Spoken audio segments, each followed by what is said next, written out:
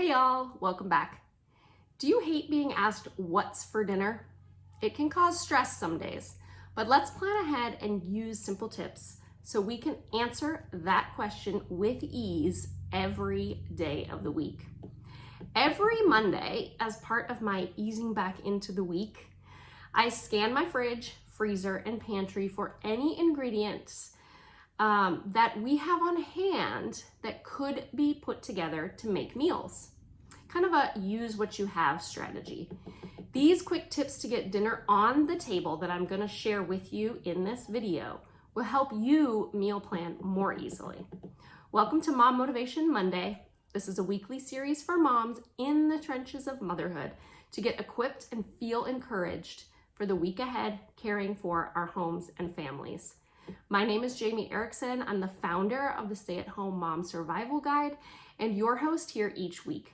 I'm the mom of 4 children, a homeschooler, and a military wife. I think an organized meal plan helps life function more smoothly. I definitely use simple, basic recipes to help me use up what I have on hand in my pantry before going shopping for more groceries.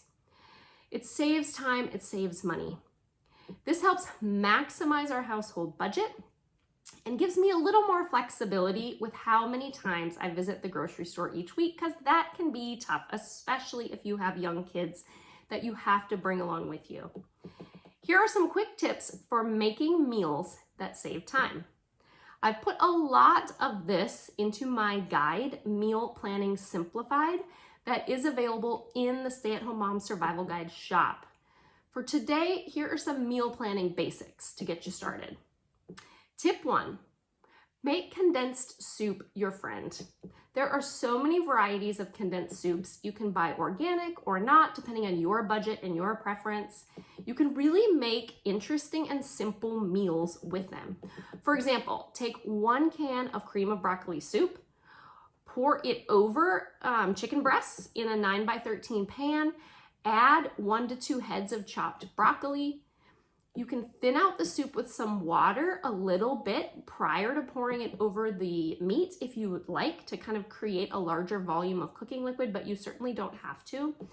Add some chopped onion if you like. I cook some rice in a separate pan while the chicken, soup, broccoli, casserole combo bakes. You just bake it covered for an hour at 350 degrees. It cannot be easier than pouring in the pan and putting in the oven, right?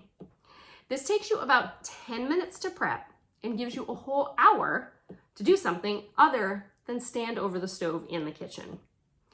Right now I have cream of mushroom and garlic in the cupboard that I will use in this way later this week. I may bake or saute some chicken in olive oil, then warm up the soup in a pan, pour it over the chicken, and cook some potatoes with for a side with a vegetable. If you try to steer clear of cream-based soups, there are many that are not. French onion, tomato, that you can choose. Just walk down your soup aisle and see what sounds delicious.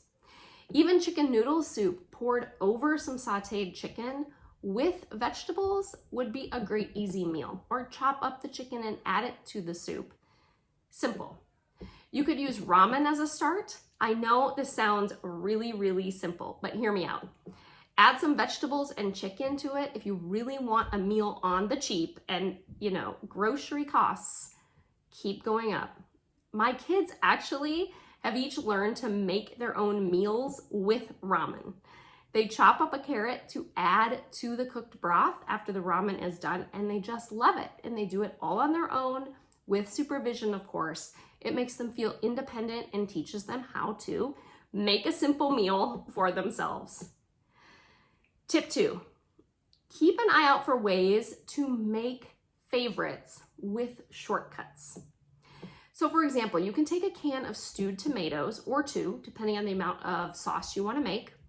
There are options that have onions and green peppers already added to them. Use a wooden spoon or even kitchen scissors, and I just pull the tomatoes out of the can and kind of chop them up either with a knife or the scissors, or you can just do it with the spoon in a pan. So you chop up the tomatoes a bit so they're kind of more crushed.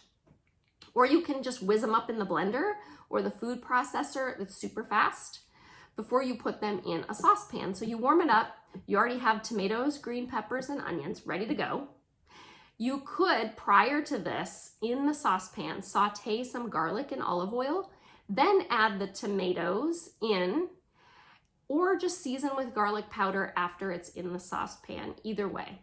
I add about a tablespoon of dried oregano and either like a teaspoon of dried basil or parsley, as well as some salt and pepper to taste. It's a super simple spaghetti sauce, or use it for lasagna, or pour it over chicken. I'm gonna talk about that in just a second. So let the sauce simmer for about 20 minutes. Boil your desired noodle or protein and top it with the sauce. Quick and easy Italian.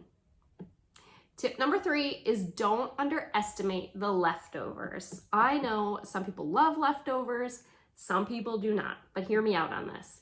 Living on one income as a stay-at-home mom demands pretty much that we use leftovers as a method of maximizing our groceries.